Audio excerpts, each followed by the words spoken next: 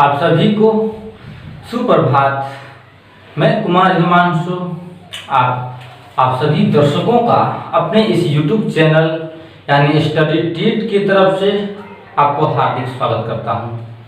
साथ साथ सभी दर्शकों, अभिभावकों एवं विद्यार्थियों को अपने हृदय से आभार प्रकट करना चाहता हूं।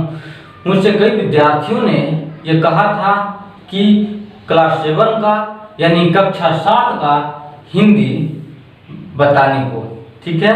तो आज मैं क्लास 7 का यानी कक्षा 7 का हिंदी लेकर उपस्थित हूँ और उस हिंदी में सबसे पहला पाठ है नदी। पहला पाठ का नाम नदी है और इसके कवि हैं श्याम नारायण पांडे। और ये जो हम लोग का पढ़ाई करवाया जा रहा है, इस बुक का नाम है, इस पुस्तक का नाम है गुंजन हिंदी पाठशाला, यानी गुंजन हिंदी पाठशाला से यह पढ़ाई करवाया जा रहा है। तो ये कविता है और इसके कवि हैं श्याम नारायण पांडे। तो मैं सबसे पहले आपको कवि परिचय देता हूँ, लेकिन कवि परिचय देने से पहले मैं आप सभी दर्शकों से, अभिभावकों से एवं विद्यार्थियों से यह निवेदन करना चाहूँगा कि अगर आपने अभी तक हमारे चैनल को सब्सक्राइब नहीं किया है तो लाल रंग वाले आइकन को दबाकर उसे अभी सब्सक्राइब करें और साथ में एक बेल आइकन आएगा, उस बेल आइकन को जरूर से जरूर दबाएं। यह दबाने से होगा क्या, तो यह जब दबाइएगा तो मैं जो भी वीडियो अपलोड करूंगा उस वीडियो का नोटिफिकेशन आपके मोबाइल तक आ पहुंचेगा और आप उस नोटिफिकेशन के जरिए वीडियो को देख सकेंगे और इसका लाभ ले सकेंगे। तो चलिए हम लोग शुरुआत करते हैं इस पाठ का। तो जो हम लोग का बुक है, ये आपके बुक से मैं अवगत कराता हूँ, यह आप ही का बुक है, देखिए। और इसी बुक से यह पढ़ाई करवाई जा रही है, ठीक है। तब मैं अब ये पहला पाठ है और पहला पाठ में हम लोग का नदी है और नदी में कवि परिचय है। तो सबसे पहले हम लोग कवि का ये परिचय देते हैं। देखिए, श्याम नारायण पांडे का जन्म, मतलब श्याम नारायण पांडे जो हैं ये नदी पाठ को लिखे हैं, इस कविता को लिखे हैं। तो इनका जन्म 1907 ईस्वी में उत्तर प्रदेश के आजमगढ़ के डुमरांव गांव में हुआ था। इनकी रचनाओं में वीर रस की प्रधानता है। इन्होंने 4 महाकाव्यों की रचना की, जिनमें हल्दी घाटी और जौहर विशेष रूप से चर्चित रहे। हल्दी घाटी के लिए इन्हें देव पुरस्कार भी प्राप्त हुआ, यानी देव पुरस्कार भी दिया गया। सन 1991 ईस्वी में इनकी मृत्यु हो गई, इनकी देहांत हो गई। तो चलिए अब अपने पाठ पे चलते हैं। तो नदी प्रस्तुत कविता नदी के संघर्षपूर्ण जीवन की कहानी कहती है। पर्वतों, चट्टानों से लड़ती हुई नदी अपने किनारे बसे शहरों, गांवों की जीवन देती है, देश की उन्नति का मार्ग प्रशस्त करती है, माँ की तरह दुलारती है और रौद्र रूप दिखाकर, रौद्र का मतलब होता है भयंकर रूप दिखाकर, और डराती भी है। इस प्रकार अपने लक्ष्य की प्रतीक्षा में बहती हुई अंत में सागर में मिल जाती है। यह जो नदी है सागर में अंत में मिल जाती है। तब अब हम लोग इस कविता को शुरू किया जाए, तो हम शुरू करते हैं। और यह कविता बहुत ही सुंदर है, बहुत ही अच्छा है, इसको ध्यान से सुनिएगा और आप भी सीखिएगा, ठीक है। अब सभी लोग क्षण भर रुककर विश्राम करो, क्यों नदी निरंतर बहती हो, जब जब मैंने देखा पाया तुम दौड़ धूप में रहती हो, लहरों पर लहर उठाती हो, तटबंधों से टकराती हो, संघर्ष स्रोत है जीवन का, तुम हंस हंस कर बतलाती हो। भूधरा काले चट्टानों को लड़कर तोड़ दिया तुमने, पर्वत समरस मैदान बने, रुख अपना मोड़ दिया तुमने। ताकत को ताकत से काटा, कमजोरों को पुचकार दिया, ऊंचे शिखरों पर वार किया, फसलों को चूमा प्यार दिया। मतलब प्रस्तुत पंक्तियों में कवि कहते हैं कि क्षण भर रुककर विश्राम करो हे नदी, जो तुम निरंतर क्यों बहती रहती हो। कुछ रुक जाओ, कुछ देर रुक जाओ, क्षण भर रुक जाओ और विश्राम कर लो, फिर तुम आगे बढ़ते रहना। तुम हमेशा लहरों पर लहर उठाती रहती हो और तटबंधों से यानी किनारों से टकराती रहती हो, संघर्ष करते रहती हो और ये संघर्ष करते हुए अपने जीवन को बिताती हो और संघर्ष करते हुए जीवन को बिताती हो और साथ साथ नदी मुस्कुराहट के ध्वनि के साथ बहती रहती हो, हंसती रहती हो।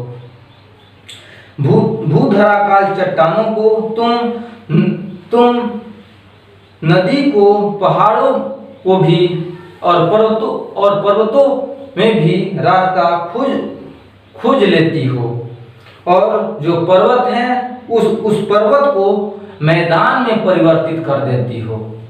है नदी, तुम ताकतवर को ताकत से तोड़ती हो और कमजोरों को पुचकारती हो, प्यार देती हो, अपनी मधुर ध्वनि से उसको अलौकिक करती हो कमजोरों को। और ऊंचे शिखरों पर वार किया और ऊंचे शिखरों पर तुम वार करती हो और फसलों को चूमती हो, फसलों को प्यार देती हो, फसलों में हरियाली भरती हो और प्यार देती हो। अब हम आगे चलते हैं, देखिएगा। हे क्रांति शांति की अयस्विनी, तुमको मैं केवल नदी कहूँ या स्वतंत्रता संघर्ष करूँ या फसलों की जिंदगी कहूँ। तुम शहरों को भी प्यारी हो, तुम गाँवों को भी प्यारी हो, दोनों को दूध पिलाती हो, तुम दोनों की महतारी हो। नंगल भाखड़ा रिहंद आदि तेरे जाए हैं, छौने हैं, तेरी महानता के आगे पर्वत भी लगते बौने हैं।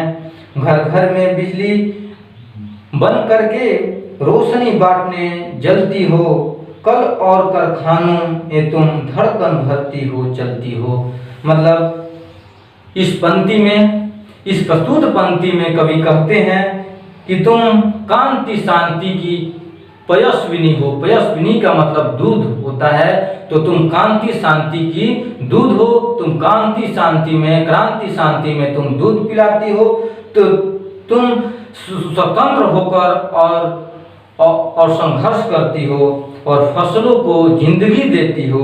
तुम शहरों को भी प्यार करती हो और गांव को भी प्यार करती हो। इन सबको तुम दूध पिलाती हो और इन सब की तुम महतारी हो।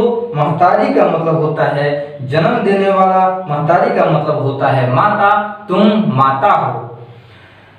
नंगल भाखड़ा रिहंद जो बांध है, ये सब बांध को तुमने ही जन्म दिया है और ये तुम्हारे बच्चे हैं, ये तुम्हारे बेटे हैं। और तेरी महानता के आगे जो पर्वत हैं वो भी बौने लगते हैं, वो भी छोटे लगते हैं। और घर घर में बिजली बन के और तुम्हारे जल से हे नदी, तुमसे बिजली उत्पन्न किया जाता है और उस बिजली से कल कारखाने और घर में बिजली रोशन किया जाता है और प्रकाश किया जाता है, जिससे ये कंपनियां चलती रहती हैं। ये तुम्हारा ही देन है हे नदी। और धड़कन भरती हो, चलती हो और कारखानों की तुम धड़कन भरती हो और ये कल कारखाने जो हैं वो तुम्हारे ही ऊपर निर्भर हैं। आगे है, तेरे लहरों में अंकित है संस्कृतियों का उत्थान पतन। तुमको देखा जिंदगी हंसी, तुम रूठ गई रूठा जीवन। जिन देशों ने तुमको पाया वे ऊंचे उठे महान बने। सब मिला मगर तुम नहीं मिली तो उजड़े रेगिस्तान बने। सैलाब रूप धारण कर तुम उफनाती हो जब लहर लहर। पुल सड़क रेल बह जाते हैं, थर थर करते हैं गांव शहर। फिर सागर की व्यापकता में मिल जाती हो, खो जाती हो, जो लक्ष्य खोजने निकली थी, हे नदी वो लक्ष्य स्वयं हो जाती हो। अब ये प्रस्तुत पंक्तियों में कवि कहते हैं कि तुम लहरों में अंकित होती हो, संस्कृतियों का तुम उत्थान करती हो, संस्कृतियों का, शांतियों का तुम जन्म देती हो, ठीक है। और तुमको देखने से लगता है, जो तुम निरंतर बहती हो तो तुमको देखने से लगता है कि जिंदगी हंसी है, ठीक है। और तुम जब रुक जाती हो, तुम जब सूख जाती हो तो ये जिंदगी जो है रूठा हुआ महसूस करता है। जिन देशों ने तुमको पाया, जो देश तुमको पाया है, जिस देश में तुम हो वो देश ऊंचे उठे हुए हैं, वो देश अपने आप को गर्व महसूस करते हैं, वो ये तुम्हारे चलते। और सब मिला मगर तुम नहीं मिली, और जिस देश को तुम नहीं मिली, जिस क्षेत्र को तुम नहीं मिली, वो मरुभूमि है, रेगिस्तान है, ठीक है, वहां रहना मुश्किल है। सैलाब रूप धारण कर तुम, सैलाब का मतलब होता है बाढ़, विकराल रूप धारण कर तुम उफनाती हो जब लहर लहर, तो पुल सड़क रेल बह जाते हैं, मतलब तुम्हारे भयंकर रूप से, तुम्हारे विकराल रूप से जो पुल हैं, सड़क हैं, रेल हैं, सब बह जाते हैं, और गांव शहर जो हैं वह थर थर कांपते हैं। फिर सागर की व्यापकता में, व्यापकता का मतलब होता है फैलाव, तो फिर सागर की व्यापकता में, उस फैलाव में मिल जाती हो, फिर अंतिम में जाकर उस सागर में गिर जाती हो, मिल जाती हो, जिस लक्ष्य को खोजने चली थी, हे नदी तुम वही लक्ष्य बन जाती हो। तो इस प्रकार यह जो पाठ है हम लोग का बहुत ही अच्छा पाठ था, बहुत ही सुंदर पाठ था, और मैंने बहुत ही अच्छे ढंग से आपको समझाया। तो अब हम लोग इसका क्वेश्चन आंसर करेंगे, और इस क्वेश्चन आंसर का हमने आपके तक पीडीएफ के माध्यम से आपको दिया जाएगा मेरे तरफ से, और इसका जो मौखिक प्रश्न है और लिखित प्रश्न है ये आपके तक जा पहुंचेगा, और जो ये खाली स्थान की पूर्ति करे हैं, ठीक है, तो ये आपको करना होगा, ठीक है। अगर आपको इस पाठ में कहीं भी दिक्कत होती हो तो आप हमारे कमेंट बॉक्स में जाएं, कमेंट कीजिए, लिखिए, बेहिचक लिखिए, ठीक है। जो आप लिखिएगा उसका आंसर जरूर दिया जाएगा, बहुत जल्द से जल्द दिया जाएगा, लेकिन आप पढ़िए, ठीक है। धन्यवाद।